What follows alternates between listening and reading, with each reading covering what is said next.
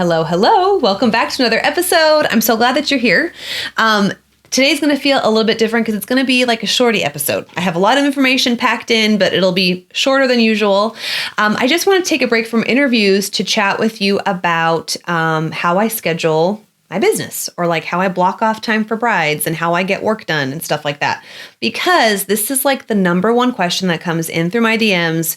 This is something that I see so often coming through our membership where, as business owners, we're so used to our own routine, and obviously, we're curious to know how other people run their businesses, or how other people get stuff done, or how many brides everybody takes a month, right? How many times have you heard that question or you've seen it in some kind of like seamstress forum?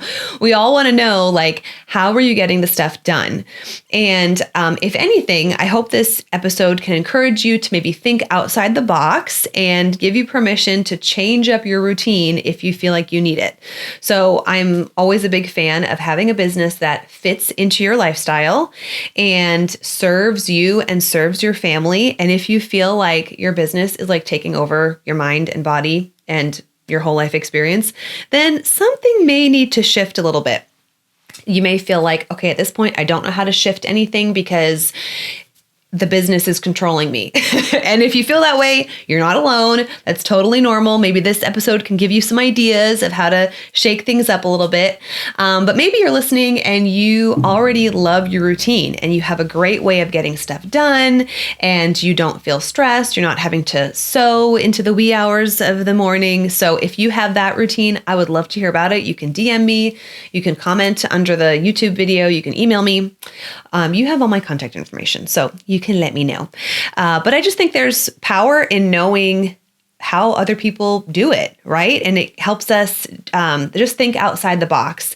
And sometimes when we're like so caught up in our routine and like our day to day, we don't come up for air and think like, oh, there could be a different way to do this that may serve me even better. So this episode obviously is free and you can take what you want from it, or you can be like, that is weird, I'm not doing that. But yeah, I just wanted to share with you. Okay, so let me first tell you about my biz and kind of the business itself, so you have an idea of what that looks like. And then I'll go into the nitty gritty of how I schedule things out, okay? So Sweet Francis Sewing Co. was started in my home, like many of you. And there just came a point where I outgrew working from home, and I wanted to see like, okay, how much further could this business go if I moved it out of the house? So that was my own decision, and I'm not throwing shade on anybody who prefers to work in home, because there are obviously a lot of perks of working from home, and there were a lot of factors that went into that decision to find a brick and mortar. So my brick and mortar right now is like 20 minutes from my house. So I will tell you, I love the drive home. I am the only seamstress there, so I'm the only like physical employee. I do have a virtual assistant, and I have help with scheduling. But when it comes to actual sewing, like, no, I am too much of a micromanager to have help with sewing. I am working on maybe considering to possibly think about having someone come in to help with bustles and steaming, but I don't know. I mean, I'm like barely there. Okay.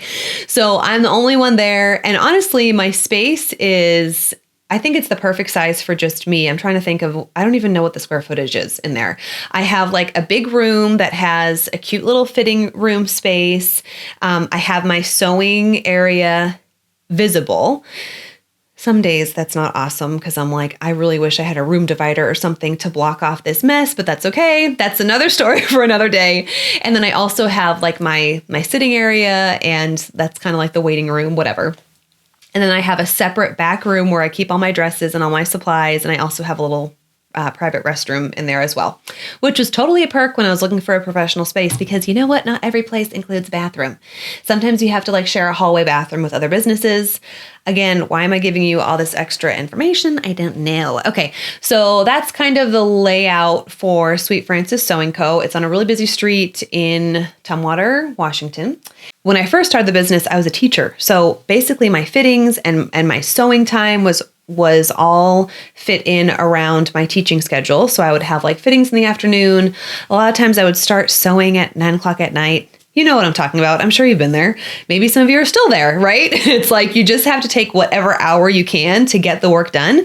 And sometimes you just have to get through those hustle years. You know what I'm saying? So that's what it looked like when I was teaching. That when I was working from home, I had a few days a week where I would host fittings. But then it just kind of like meshed together where it's like I was sewing and having fittings in the same day.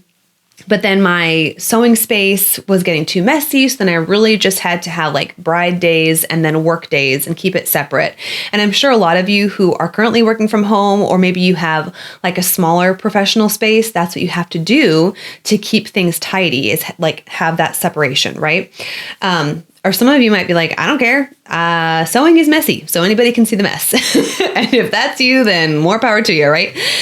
Anyway, so when I started working in my professional space, the business really took off. I think not so much. I mean, yeah, I think the space probably had something to do with it, but also like my mindset totally shifted, and I was like, okay, I'm paying rent, so I am all in on this thing. And I wanted to make it like just the best version of itself, right? And I really focused on my branding and like what brides was I attracting. And, you know, I was thinking about my average ticket more so than I was when I wasn't paying rent, right? So all these other factors came into play and the business grew.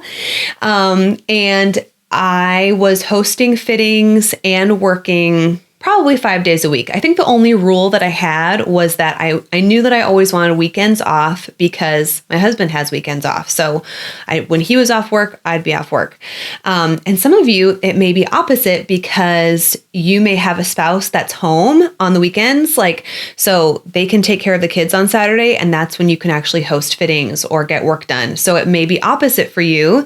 And this is where, you know, that like family lifestyle comes into play. Like, having a routine that fits into your family time or your lifestyle is so critical. So for us, I was like, Saturdays and Sundays, I'm not going to be working, and I just want to be off when Duran is off work. So that also meant like, I really didn't want to be hosting evening fittings. I have like one day a week where I'll host evening fittings, but I really tried to just be home when he was home from work. So a few years ago, it was like, if it wasn't the weekend, I was always at the shop. And I had, this is even before I started using an online booking system. And some of you may be in that mode right now where it's like you're either calling people or you're emailing with different appointment options. And so that's what I was doing. And I just would send out like any available time. Right? I had almost like no parameters. It was just like, when can you come? Okay, great. Bring the dress. See you then. And then before I knew it, like my calendar was totally booked, and I didn't have an online booking system. So I was just at the mercy of whatever I remembered to write down on my calendar, which that is another topic for another day. Actually, it's a topic that we've already covered with Fran Miller when she talked about Dubsado. And then also before that, there's an episode of Brie McQueen where she talks about, scheduling and things like that. So we have had this topic covered. Okay. So before I had any kind of help from my Square Up account, I was writing everything down on my calendar, and I was overwhelmed and overbooked. I didn't have a clear sense of when I actually wanted to be working and when I wanted to be home. It was just like Monday through Friday, all bets are off. Come whenever you want, and I'm going to get the work done. So you can imagine how great that went, right? I was really overwhelmed. I didn't have a system of even regulating like who I took in, what kind of work I took in, and how many brides I would see. Like, I mean, I thinking of the numbers of brides I would see each month, I'm like, I don't know how I did that. Well, 2021, I got really sick with COVID. And that was a time when, like, do you remember when people were getting sick with COVID and like you didn't want to tell anybody that you had COVID because it was weird? Yeah, that's when I had it. So I didn't tell many people that I had COVID. And now you all know.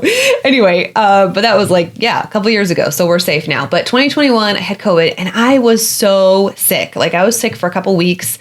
A friend of mine had it before me. And I remember texting him being like, when am I going to feel better? And he was like, I don't know. Like it was rough. And so after I had it, after I was like testing negative, I was just so tired. I mean, I was exhausted for weeks after that. And it was so hard for me to like get caught up. I would go to work and sew, and then I would like take a nap on the floor, or I would go home and take a nap. I mean, it was like rough. So anyways, that's when I realized like something has to give, because I need to leave room for emergencies or illness or accidents, or I just did not plan that. And I think, when you're seeing your business grow and it's like, this is so exciting, I'm making money, the more brides, the more money, the more work, woo, woo, woo. It's like you just have this like adrenaline working in your favor. And then guess what? You get sick, or heaven forbid, like you like break your wrist or something happens and your work is come to a halt, like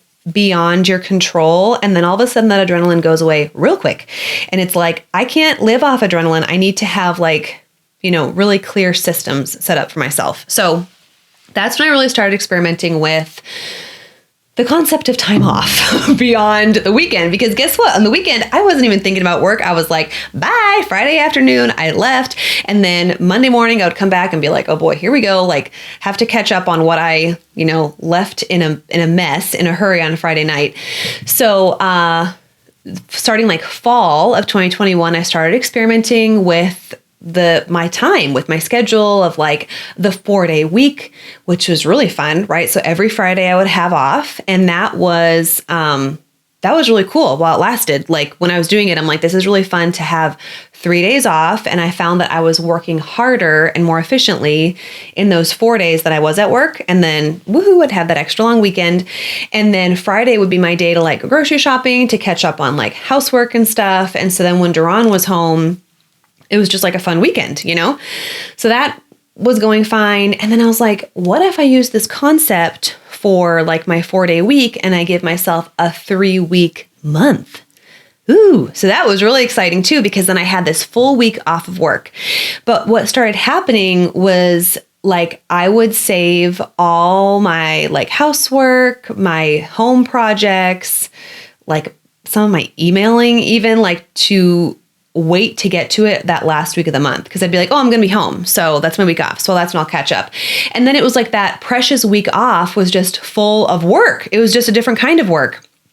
And then it just wasn't a good enough like flow. It just felt frantic 3 weeks, and then this like 1 week off that was like so precious, and I wanted to like sit outside and read, but then again I wanted to clean my house, but I wanted to go grocery shopping, and then I wanted to like see my family, or I wanted to hang out with friends, and it was like the concept was kind of there, but it just was not coming together. So the sweet spot where I landed, and what I'm still doing now, is I have a week where I see brides, and then I have a week off of brides. It's awesome. It is like, I think, how did I run a business before I did this for myself? And granted, this may totally not work for you, but can you think about making your schedule a bit more flexible to actually serve you? Okay, so as you're thinking about this or listening to this next part of the episode, maybe the week on, week off will not work for you personally, but maybe the concept of mixing it up a little bit can serve you. Okay, so when I first started the week on, week off, I'll be honest, I was like, I thought I'm going to have a complete week off work and do nothing. And then it was like, when I did go back to the shop, I had so much work to do, because I had this mindset of like week on, week off, week on, week off. And week off meant, woohoo, I'm going to party or like sleep in or not do anything. And you can imagine how that went, right? So the way that it really is fleshed out is that I'll have a week that is open on my calendar. So when brides choose to book with me, they see like, I literally have 1 week open, 1 week blocked off, 1 week open. And for all they know, they could just think that I'm booked, every other week. I don't know. I don't really talk about it with them. And I still have, my hours. I think it's like 10 to 5 most days. I don't have a bride filling every single spot. Some weeks I do, unfortunately. And so I got to make sure that I have like a little lunch break in there too. I shouldn't say some weeks, some days are totally full, but I never have a full week of seeing a bride every single appointment slot. And that's just the way that it has worked out for me.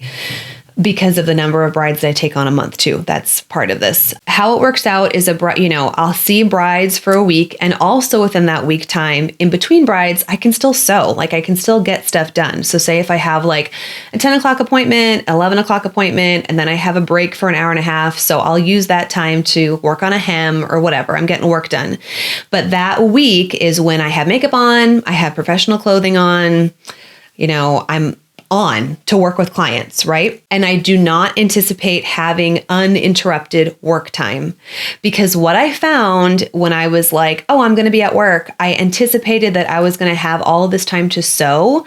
But that doesn't happen when you have fittings booked. It's like you're going to get in the middle of a project and then your client's going to show up because they booked the appointment, so they have the right to show up.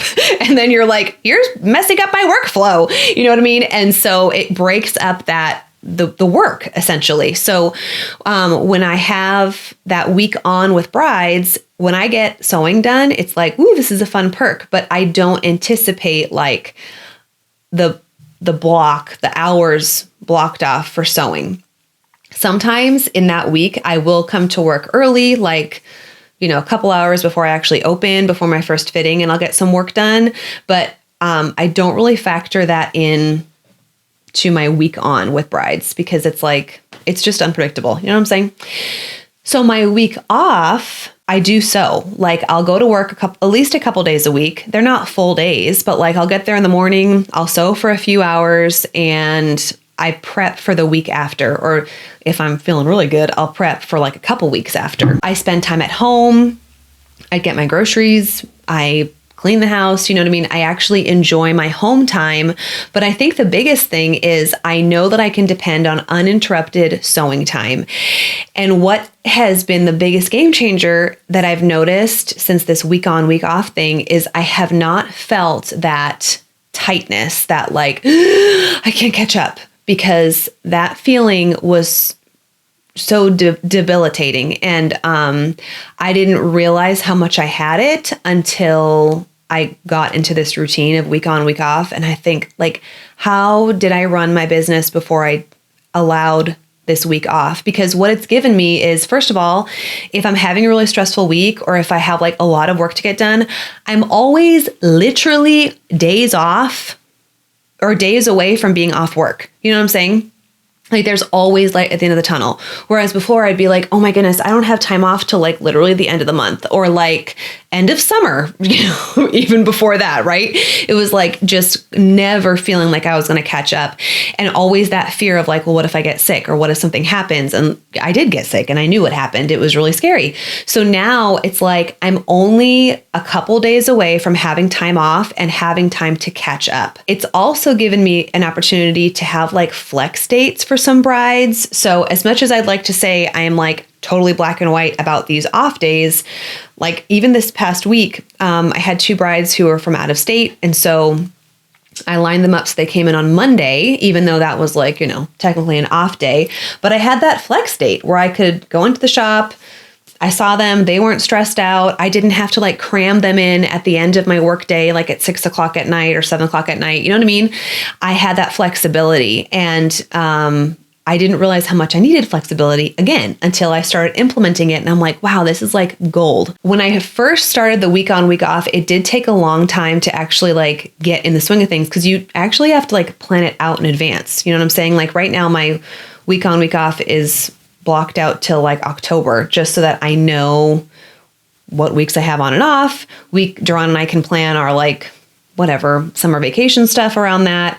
And then also I know in the back of my head, like whenever I send my booking link out, a bride can never like mess up my schedule on accident, So if you decide to start implementing something like that, or even like a 4-day work week, it may have to start farther out just to get it in your routine. You know what I mean? Because you already have clients blocked out. So it's like to actually implement that may take some time. It has been not only instrumental in helping me actually get the work done, but I'm actually like home. When I first started the week on, week off, it was like either I wasn't getting my work done in time because I was like, woohoo, vacation, I'm on vacation, when I really should have still been working. And then I kind of had the opposite, where it was like, I still felt like I was working. Anyway, everything just takes time. But now it's like a year out from starting the new routine. When I have my off week, like I'm on an off week right now. So obviously I'm recording podcasts. I had a couple other interviews this week. I work on stuff in the membership. I have gone into my shop 2 days this week and I sewed for like 4 different hour blocks, 2 different 4-hour blocks. I had that one day where I saw brides, right? But I'm also home. Like I'm working in my backyard. I'm reading. I have a puzzle on my dining room table right now. Okay, let that sink in. It is June and I have a puzzle on my kitchen table. I literally could not have dreamt of that years ago because it's like, oh my goodness, it's busy season. I'm not going to see my family. You know what I mean? And like we read those comments or we see those jokes and it's like kind of funny, but then it's kind of not because that's like our beautiful summer is gone. You know what I'm saying? And as a retired, I retired at, how old was I? 32, 31? I don't remember. Retired teacher, I got spoiled with having summers off. And so being able to have time in my backyard, in the sun, like soaking up our beautiful summer weather out here in the Pacific Northwest, like I really got spoiled by that. And so now I'm actually enjoying outside time. And I thought that was like just something that I would trade in as a bridal seamstress because summer around here is like our busy season. I just want to really encourage you, if you feel like stuck or if you feel like, oh my goodness, I can't catch up, it doesn't necessarily need to be that way. We just can like take a step back and think about how to experiment with the routines. And I love talking about this. So if you want to DM me, if you want to message me about it, I'd love to talk more.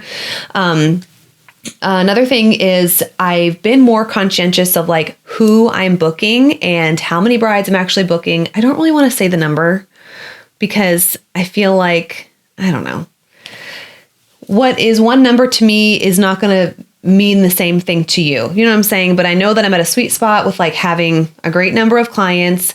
I have a healthy salary. Like I don't feel like that has, if anything, that has grown since having this new schedule, because when I have time off and I'm caught up on work, I'm so excited to like see the brides again on Monday morning when I go back in to see clients. I never have that feeling of like, oh my gosh, okay, let's just get one more week out of the way before I get closer to my time off. It's like I have my rest time, I catch up, and then it's like so enjoyable to be with clients again. So I don't feel like I'm overbooking myself.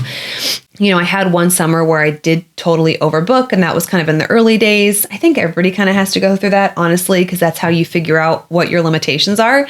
And then, you know, I kind of experimented with different numbers of brides per month. It really depends on what your work preferences are, what you enjoy working on, what kind of brides you are, or bridal work you actually accept. That's how you figure out how many brides you accept a month. So that's why I'm like so tentative to like, I don't want to give you the number because my workload is going to look and feel different than your workload. And my preferences of what I actually like to sew is going to be different than what you enjoy. But I will say that I have a great sweet spot and I found my number, and my salary and my time reflect that really well.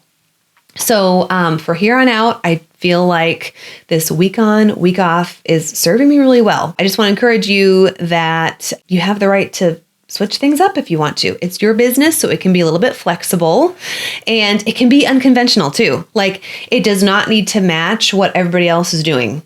If you see that everybody else seems like stressed or like works through the weekend or doesn't have time off, like your business model does not need to match that. It can be your own. And that is one of the blessings of owning a business, is having the freedom to create a schedule that actually works for you.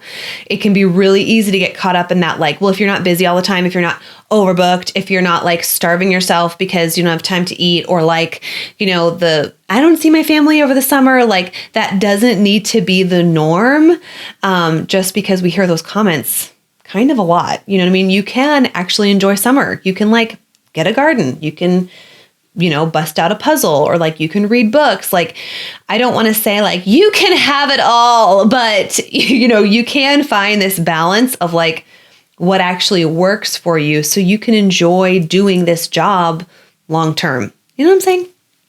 So what do you think about that? Does anything feel like it's something you'd want to test out? Does it seem like impossible? I wonder too how this would work out if you did have a staff that worked for you, because I don't know. I just know that as like a one-woman show, I had to do something different. Otherwise, I would not be able to last and keep this up long term. You know what I'm saying? Some of you also might be in a spot, I know some of you are because I've talked to so many of you, where it's like you start the business and like all this money comes in and it's so exciting and you feel like, I don't want to change anything because then I'm going to stop getting money. It's like, okay, what if there were a way to keep the same number of clients or even get more clients a month or a week, however you split it up, but you can serve them in a way that's like more healthy for you, that gives them a better result, right? Because if you're feeling rested and healthy, if you have time to enjoy, cooking dinner or like spending time with your family or your spouse, or if you have time to enjoy your life, you're going to enjoy your job even more, and you're going to be able to serve your clients even better. Does this all make sense? So anyways, that wasn't as shorty as I thought it was going to be. It was still like a half hour long, but I guess there was a lot more to talk about when it came to scheduling.